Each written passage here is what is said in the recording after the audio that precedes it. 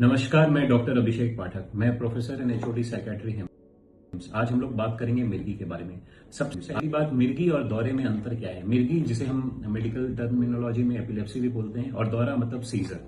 दौरा या सीजर किसी को भी आ सकता है। 10 से 20% लोगों को दौरे कभी ना कभी जीवन में आ सकते हैं। यही दौरा अगर 2 या 2 से ज्यादा बार आए तो इसे हम लोग मिर्गी या एपिलेप्सी बोलते हैं। अब मिर्गी जो है ये काफी कॉमन बीमारी है।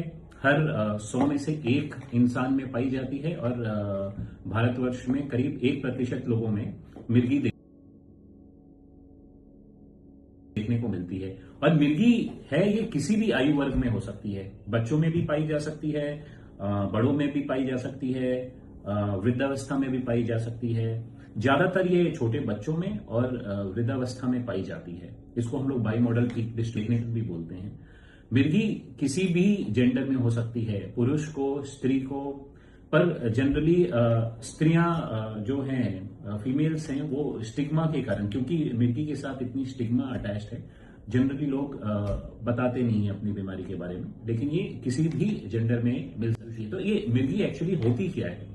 हमारे ब्रेन में बहुत सारे न्यूरॉन्स हैं, बिलियंस ट्रिलियंस ऑफ न्यूरॉन्स हैं। तो उनमें नॉर्मली इलेक्ट्रिकल सिग्नल्स चलते हैं। तब जब ये अनकंट्रोल्ड हो जाते हैं, जैसे बिजली के तार में स्पार्किंग होती है इलेक्ट्रिकल, वैसे ही जब ये अनकंट्रोल्ड इलेक्ट्रिकल सिग्नलिंग होती है ब्रेन में न्यूरॉन्स के बीच में, तो सीजर्स पैदा हो सकते हैं, जो हमें मिर्गी के लक्षण के रूप में देखने को मिलते हैं। तो अब हम ये जानें कि मिर्गी कितने प्रकार की होती है। मिर्गी जनरली जो होती है, 2 तरह से इन्हें क्लासिफाई किया जाता है। एक होता है प्राइमरी एपिलेप्सी, एक होता है सेकेंडरी एपिलेप्सी।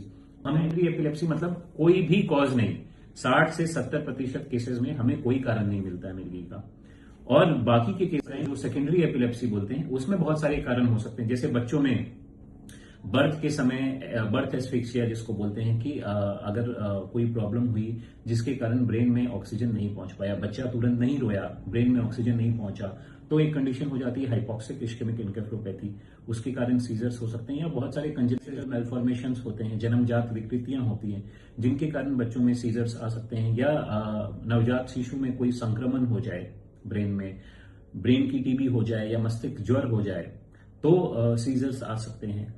बड़ों में है कि सर पर चोट लगने के बाद झटके आते हैं, या फिर कुछ इलेक्ट्रोलाइट एबनॉर्मेलिटीज के कारण, जैसे सोडियम, शरीर में सोडियम की मात्रा कम हो जाए हाइपोनेट्रियमिया में, या ग्लूकोज की मात्रा कम हो जाए, हाइपोग्लाइसीमिया हो जाए, तो सीजर्स आ सकते हैं। कुछ लोगों को जैसे स्पेशली वृद्धावस्था में स्ट्रोक आने के बाद सीजर्स आ सकते हैं। पोस्ट स्ट्रोक सीजर्स इनको बोलते हैं। तो इस तरह से सीजर्स के बहुत कारण होते हैं। कुछ लोगों को जैसे दिमाग में ट्यूमर हो जाए या गांठ बन जाए, तो सीजर्स आ सकते हैं।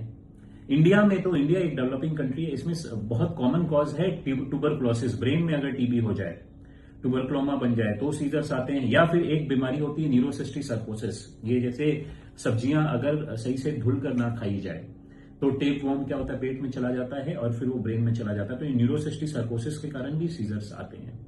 तो ये तो रहा प्राइमरी और सेकेंडरी एपिलेप्सी। और लक्षण के तौर पे भी मिर्गी का क्लासिफिकेशन होता है।